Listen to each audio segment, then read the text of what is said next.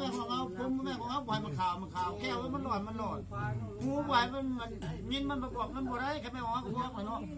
ผมบอกแล้วว่าจะไปเห็นนะงูนะแก้วยังมันหล่นนะผมยังบอกได้บ่มันโมเมนต์อย่าหยุดปล่อยเวลาไปประมาณกดกินสังขารนิญญาณมาบ้านนี่มาพี่นั่งเรียนพี่บัดสมองกันนี่นั่งเรียนพี่มาพี่เจ้าน่ะมาลูกหลานน่ะมาเจ้าคนนั่งไปเที่ยวเลยนี่มาไปเที่ยวมาอย่างนี้ ประธานกองทุนบ้านเข้ามาได้บ้านเข้ามาเห็นได้ถ่ายรูปได้เอาเดี๋ยวพี่เป็นหน้าพูดคุณมานั่งเฮียน มาเจ้ามาพี่ไปพวกกี้ มาพี่จับเงินนะ มานะพวกทุกคนขับมานี่นะเป็นกระถิ่นงานไปละเอียดได้บ่ให้ผู้ลุ่มผู้รวยเลยเดี๋ยววันได้แล้วก็บ่ได้ได้น้องเจ้าพี่เจ้าพี่น้องพี่ ในบ้านมาเรียนในบ้านมาให้เห็นหน้าเห็นตาเนี่ยโอ้ย พี่เดี๋ยวมาแม่พี่ ในบ้านเมื่อเขาไปนั่งสุดเขาลูกค้าเขา มานี่มันนั่งไกลเรื่อยนี่เขานั่งทางนี้เหรอนั่งไกลลูกไกลลานนั่งนั่นทุกจับนี่ จับรถ ใส่บัตรนะ บัตรอยู่ตรงเจ้าเลยนะ บัตรอยู่ตรงนี้ ทุ่งเอาไว้บัตรนี่แหละให้พระเจ้าลบอันทำสิกองทุนเด้อบ่แม่ได้ยังเพิ่มได้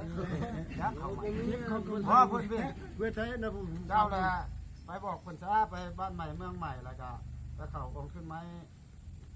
ดูไปจูนเมืองใต้ทั้งหมดจับถึงอย่างนั้นแหละ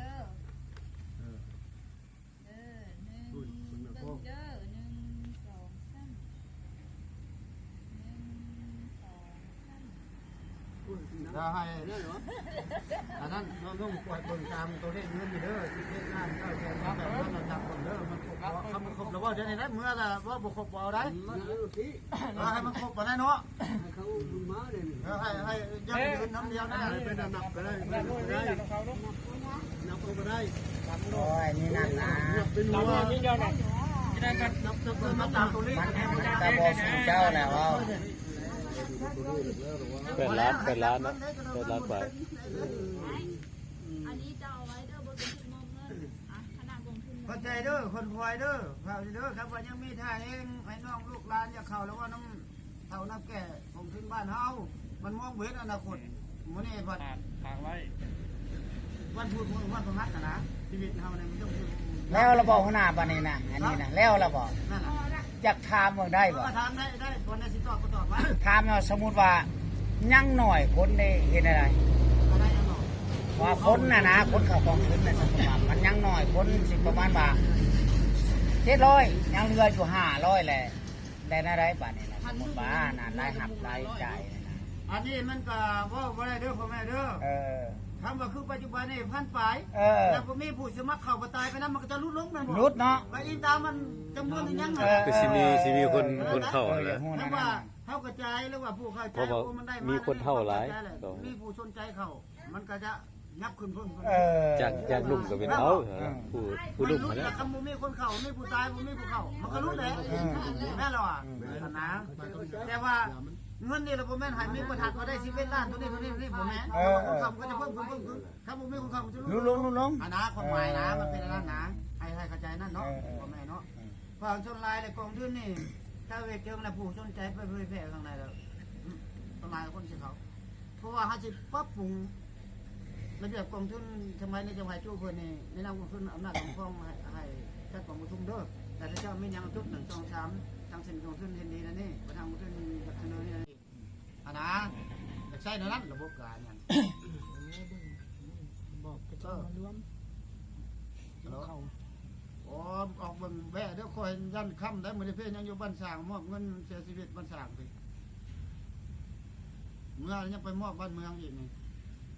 อยู่เว้นเขาบ้านเมืองคนนี้อยู่เว้นเขาบ้านเมืองอยู่ นั่นแหละยังบัด 28,000ไปนะพี่ ตรงนั้นแหละผ่านเลย บอกคำว่ายากแล้วก็ยากคนเมื่อคนละคำเนี่ยมัน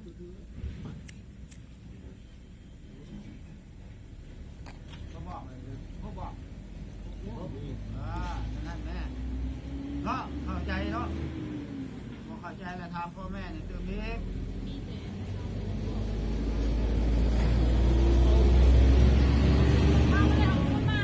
พ่อแม่เจ้ายังมีข่าวมีคุณเองบอกมาทำงานทำงาน ไปนี่เอาผู้ชมโอ้ ไปส่งกันไป พ่อเอาเงินมามอบให้แล้ว แก่นะว่ามัน บัตรเลยมอบเลยเบิดเลย บัตรนี่ก็ หมดแล้วมันชิดแล้วหมดอ่ะ เพื่อนเอาเงินมามอบมาแล้วจะพูดนั่น เอาเฮามีปึ้มยศ พ่อมาเจ้าพ่อมาเนี่ยไปนะนี่บ่เท่าเจ้าเวลาเขาพ่อมาเราห้องร้านเราพ่อมาพ่อเท่าเว้ย จะพูดนั่นเอาเงินมาตะโกนมา อันนี้ไปทางเพื่อทางมันแล้วก็ไปเข้ากองทุนใหม่ผู้แหละ เงินเท่านั้นเท่านี้เด้อคนมอบ มอบให้แล้วจัดแหลมลุงเนาะ เท่าคุณ มันต้องได้เห็นไหม นั่นแหละ ความกันยังใช้เมืองยังว่ายังมามอบเงินเอง นั่นแหละ เท่านั้นเท่านี้เนาะแล้วเลยเด้อบ่กินฮอดจอดเถิดบ่เป็นหัวเป็นไง เป็นหัวเป็น เอ ใหญ่ อ แหละ เป็ เป็น น หั เขา ว บ่ เป็นไง อื่น มาฮอด มา มา เนี่ ถึงแล้ว ย เพิ่นบ่ได้ป้าได้ไล่นะบ่นั่นนะ ปากบ่ไล่เพิ่นยังมาส่งมายื่น จะให้นั่นแหละให้บ่น้ำเดียวนะเฮ้ยอันนี้มันนับถือได้นี่ได้ แม่นแหละบ่เห็นตัวเห็นค่าแต่ว่านับ แม่นับได้ผมไม่เอ้ยคนมาหาน้องข่อยจะขึ้นเมื่อนี่ จนผ้าแล้วบัดนี้ เขาบ่แต่งข้าวให้กินมื้อนึงก็บ่ได้เจ้าก็ไม่ได้กินคำนึง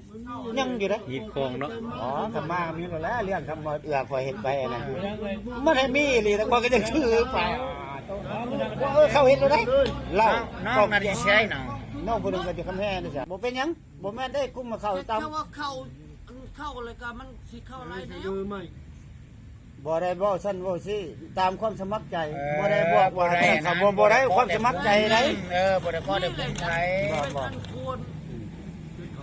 จดเข้าเนี่ยน้ำ แล้วตามใจมันจำได้ก็ได้ดีได้ก็ได้เขา มือได้พร้อมบ่แล้วบ่แม่น ก็สิเข้าแล้วมันเข้าอะไรแล้วเนาะพลังงานก็มันรู้อยู่แล้ว เอาตามใจบ่ได้บังคับ เด้รอเดี๋ยวเข้าตามใจบ่ได้บังคับโตแก่เลย ผู้ที่มีผลประโยชน์ที่เอ้ยผู้ที่มีผลประโยชน์นะข้าเจ้า ก็มี ถ้าบ่มีผลประโยชน์อันนี้นี่ก็ถือว่า คิดเบิ่งพ่อกระเท่าเลยเฮ็ดยังบ่ได้แล้วนี่โตพอเข้าแล้วพ่อแม่ชาติเขาบ่เข้านั่นเฮ็ดติดเขาบ่เข้าลูกหลานไอ้น้องพ่อแม่พ่อ ครอบครัวเฮานี่เห็นนะบอก เข้าใจแล้วเนาะประธานกองทุนบ้านในบ้านเท่าคุณผู้ที่เข้ากองทุนแล้วเป็นอันประธานกองทุนบ้านนั้น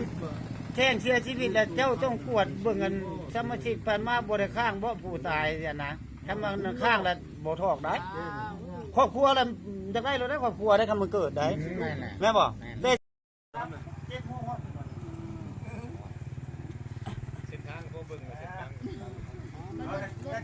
ครับว่าบ่นั่นว่าสิเอารถจักรมาคือไกลเถอะปลามีหลาย